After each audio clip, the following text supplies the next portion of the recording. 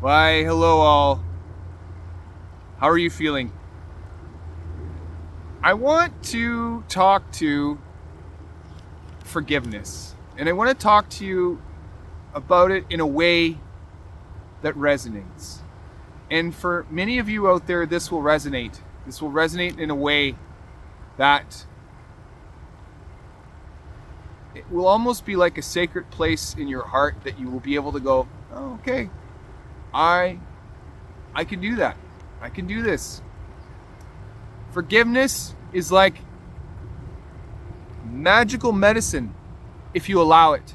Forgiveness is like magical medicine if you allow it. You might say, how do I allow it? Let me go through the things that I feel are most important within that, and the questions that I've had to ask myself, and you might be asking them too. Do you ask yourself, how do I stop this anger, Jesse? How do I stop this anger? Do you ask yourself that? How do I make it stop? How do I make it go away? How do I start to forgive my mom or dad? How do I do that? How do I begin to forgive my ex-wife who has been so brutal throughout this whole, let's give an example, separation, trial, divorce, and maybe even all after that, you've gotten some closure, but still the negativity and the persistence of fighting ensues, keeps going, and you're just really not sure how to do that. Or maybe for some of you, you're in a part of your life where you've been abused, both physically, mentally, and maybe some of you sexually. How do you begin? How do we begin to move in a direction which would be helpful? Well, the tough part is making the decision to be able to do that. The irony of it is, once you've made the decision to be able to do that, it gets easier.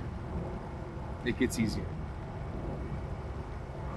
When I first talked to my mom about my separation from my ex-wife, I remember having to condole her, like to be able to console her. And to me, that was like, who's having the crisis here? What is going on? How do I deal with that? And what I've learned over time, through and throughout that, is there was a part of her that felt abandoned. There was a part of her that she relived her own trauma of whatever that was, whatever that core wound was for her. And I let all that go. Did I really need her as a mom in that moment? You bet your ass I did.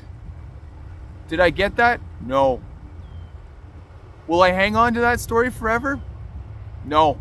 Because what it did for me is it made me stronger. It made me realize what was going on. It made me able to realize that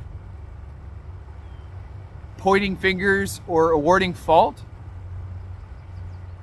just made more anger within my body. So when I talk about this, holding grudges, not being able to forgive, and you might say, whoa, Jesse, whoa, you're going way off base here, because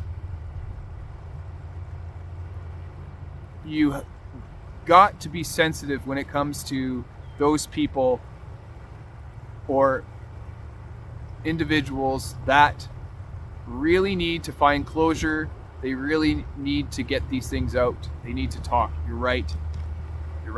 And that, for my men, it means coming to men's group consistently. It means going out with your buddies.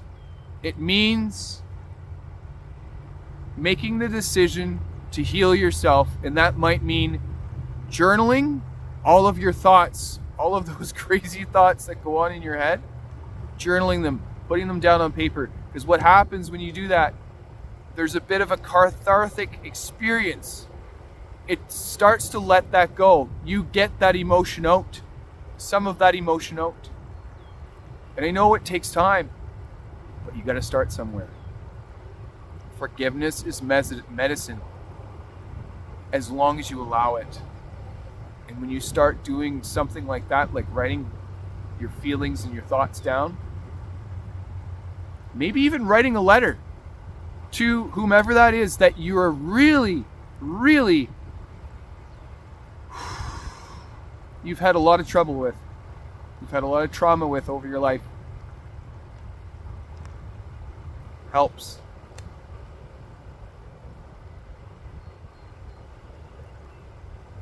When you hold grudges within your body, what happens? Well, the mental becomes the physical. The mental part of you that is stressed, that goes into the hormonal shift, that makes its way to help you get out of that, start taking nutrients from things, a part of your body, and putting them in your pain points. So it becomes physical ailments in your body. You start breaking down from the inside out. Trust me, there's nowhere to run. Because even your frame knows there's something wrong, and you're still trying to play it out as if there's nothing wrong. Some of you hide it every night with a glass of whiskey. Some of you hide it with no less than 6 beers. Some of you others hide it with a new partner every so often.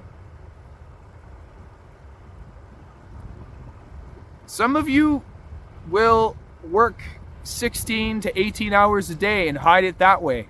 Distract yourself. It gets tied up in your body. It becomes calcifications, crystallizations, and they start hiding over joints and tissues, and they become pain points that rob you of your quality of life. So, how do I let go? How do you let go? Take a human trauma. Take a trauma that you have been trying to work through for a long period of time. A little bit of background on it though. So what happens with a trauma, as Dr. Joe Dispenza says, what happens with it, it brings upon a strong emotional response. Your body relives it every time you think about it. Your body relives it.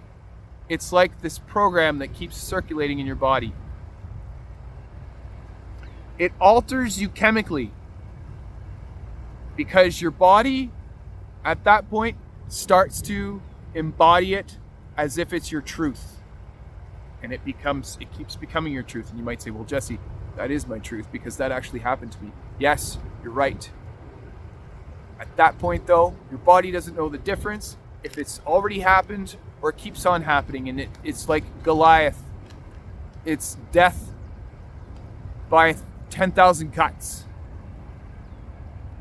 And the brutal part about it is it becomes a part of your master template. It becomes your being. And I won't say well-being because at that point it's not well-being. So, how do I get myself to a place where I make the decision to be able to do this? You get so fed up with the medication and the putting it off, and it's derailed your entire quality of life and your pain, and you don't know what to do. And one of the things that you want to do is you want to go out to your car and wrap it around a pole. But you don't. You don't. Because there's people, there is men out there, there is women out there, there are people out there like myself at Valiant Wellness that want to help you. We want to be able to help support you through this. Make the decision. Make the decision. That's the hardest one. I want to get through this. The hardest part will be the decision that you make. The other hardest part will be doing the work. But make no mistake, when you ask for help, and you gotta ask for help, you gotta use the words, I need help. I want help.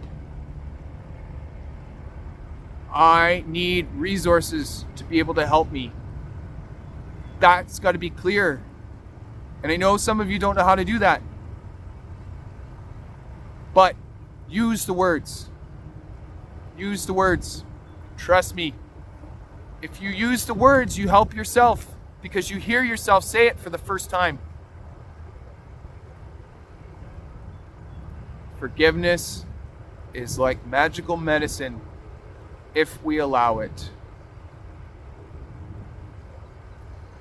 When you start to forgive yourself, here's something else that I want to mention.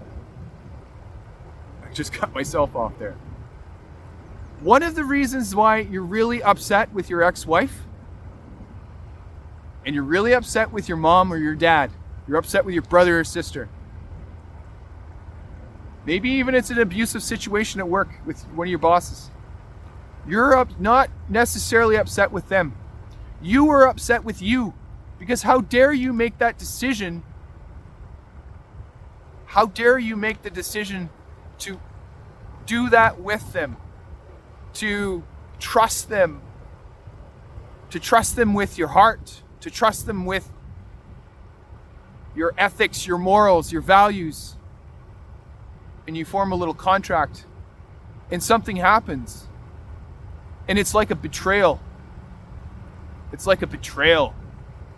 But it's a betrayal to yourself because how dare I make the decision to be able to do that? How dare I make the decision with my mom or my dad, my brother, my sister, my boss, my ex-wife, my wife? How dare I did that? Take some deep breaths. You have to start forgiving yourself. You've got to start forgiving yourself.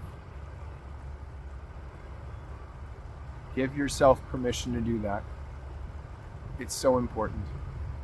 When you start to do that, weight gets lifted up off your chest, off your heart, off your body. You get to a place of relief, just in words. And say it out loud. I forgive myself for trusting that person when I thought that I could. I forgive myself for feeling betrayed. I love myself. And on that note, I'm going to leave it there. I'd love to hear from you. Take care.